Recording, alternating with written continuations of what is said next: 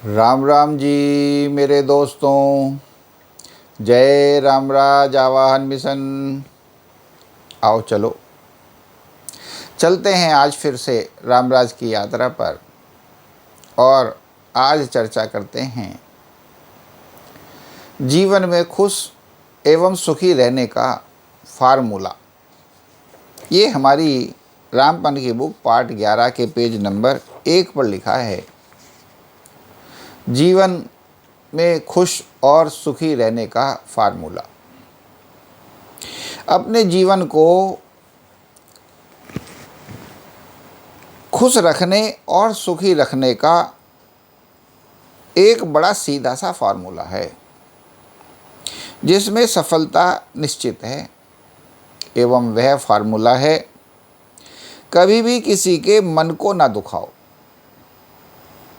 मन को ठेस ना पहुंचाओ, हो सके तो दूसरों के सभी के मन को ज़्यादा से ज़्यादा खुश रखने का प्रयास करो, तथा अगर कोई तुम्हारा मन दुखा दे तो ध्यान ना दो। बस यही राज है और यही है फार्मूला। आप अपनाकर विचार करके देख लें। यह फार्मूला अपने आप में संपूर्ण है।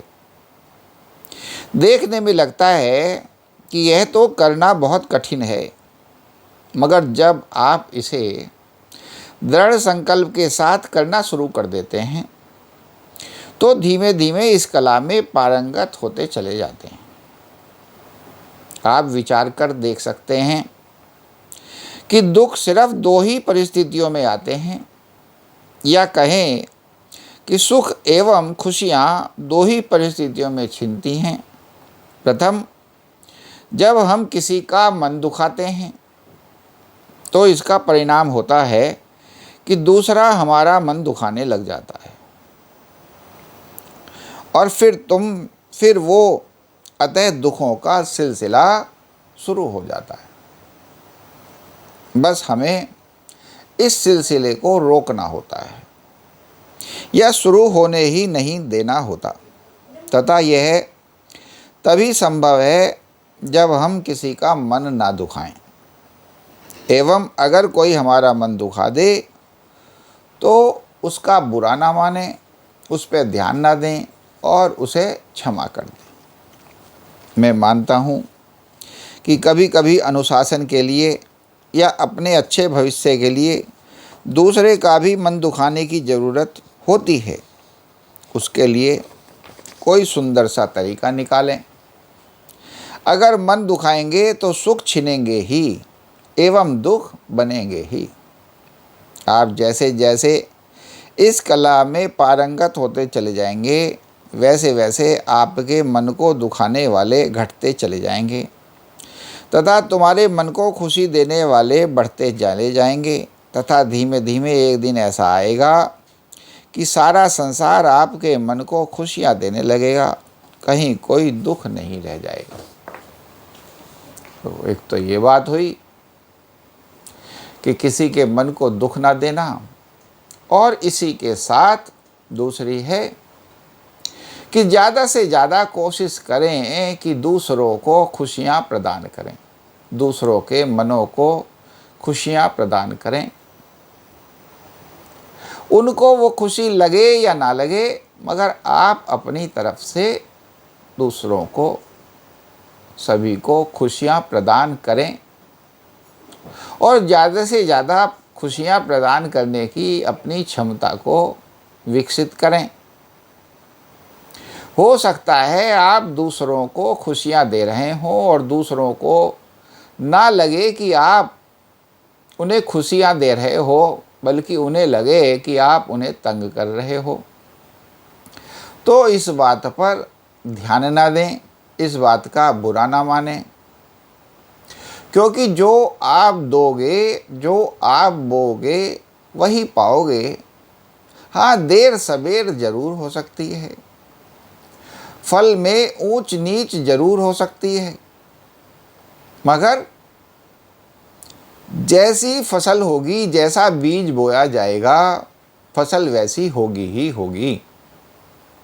कभी कभी फसल नहीं भी हो पाएगी, कभी कभी फसल अच्छी भी नहीं हो पाएगी, मगर धीमे धीमे जब आप ये खेती करने लगोगे तो आप इस खेती की कला में कुशल हो जाओगे, खुशियाँ बोओगे, खुशियों की फसल होगी, खुशियाँ ही काटोगे।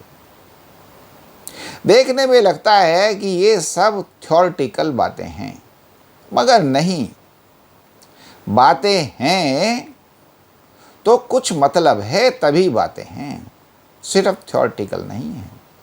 बतेरे लोग हैं जिनको भगवान ने स्वभावतः ही ऐसा स्वभाव दिया है,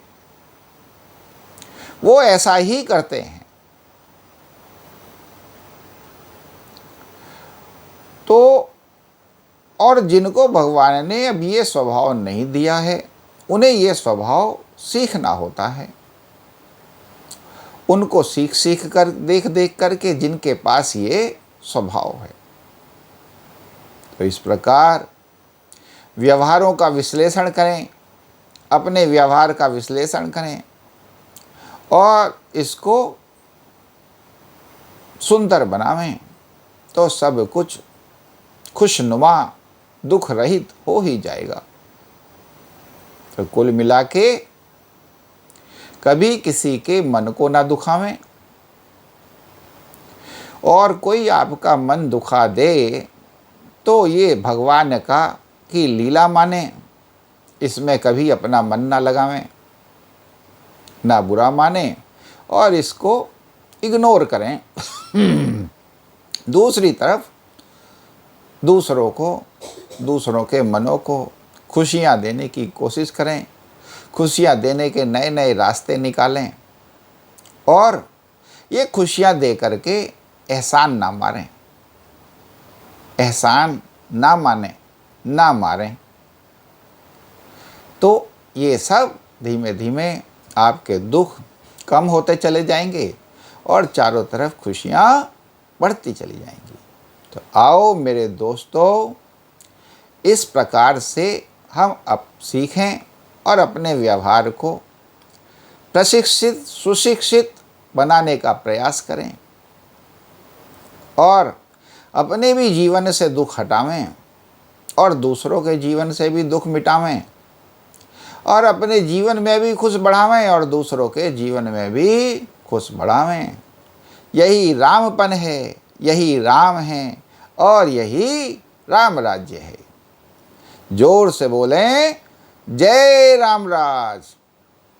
और आज की इस चर्चा को यहाँ वहाँ जहाँ तहाँ खूब करें ताकि ये मन के अंदर बस जावे। और इस वीडियो को लाइक, शेयर, कमेंट, फॉलो करें। हमारे YouTube चैनल रामराज आह्वान मिशन को सब्सक्राइब करें ताकि शीघ्र अतिशीघ्र हमारी रामराज की यात्रा सिद्ध होवे, क्योंकि इसी में सबका सुख है। जय श्री राम।